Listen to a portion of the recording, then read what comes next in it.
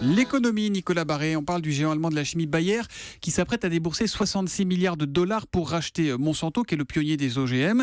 Derrière ce méga deal qui peut paraître un peu pointu, un peu technique, un peu financier, il y a un enjeu planétaire, Nicolas. Ah oui, vous allez comprendre tout de suite. À l'avenir, 4 grandes firmes agrochimiques contrôleront les 2/3 du marché mondial des semences. Autrement dit, un agriculteur qui fait du maïs dans les Landes va se retrouver avec en face de lui une de ces firmes multinationales. Autant vous dire que le rapport de force sera très déséquilibré. À la fin des années 90, il y avait plus de 600 producteurs de semences indépendants dans le monde. Ils ont presque tous disparu et aujourd'hui, cette industrie est hyper concentrée entre quelques mains. Et c'est la même chose pour les engrais, parce que quand on dit Monsanto, on pense engrais tout de suite. Même chose pour les engrais, 70% du marché mondial est concentré entre 5 industriels. Même chose pour les machines agricoles.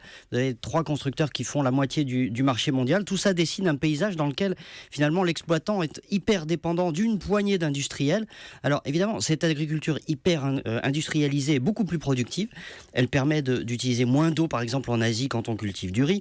Elle est plus efficace, on peut nourrir plus de monde. Mais enfin, elle place les agriculteurs dans une situation de dépendance inouïe et elle pose aussi un problème stratégique majeur. Quel problème ?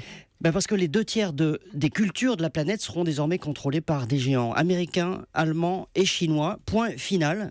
C'est donc eux qui feront la loi avec leurs brevets, ce qui pose de très sérieuses questions sur notre indépendance alimentaire. Et ça pose aussi une question sur les OGM, par exemple. Est-ce que les États auront encore les moyens de s'opposer, par exemple, à la culture OGM, puisque ces semenciers auront le monopole ? Quand il y a des positions dominantes, évidemment, on n'a plus le choix. On achète ce qu'il y a sur le marché, évidemment. Et ça rejoint finalement toute la question sur l'écologie et l'environnement qu'on évoquait avec vous, Antonin. Décidément, tout est lié. Merci, messieurs les éditorialistes.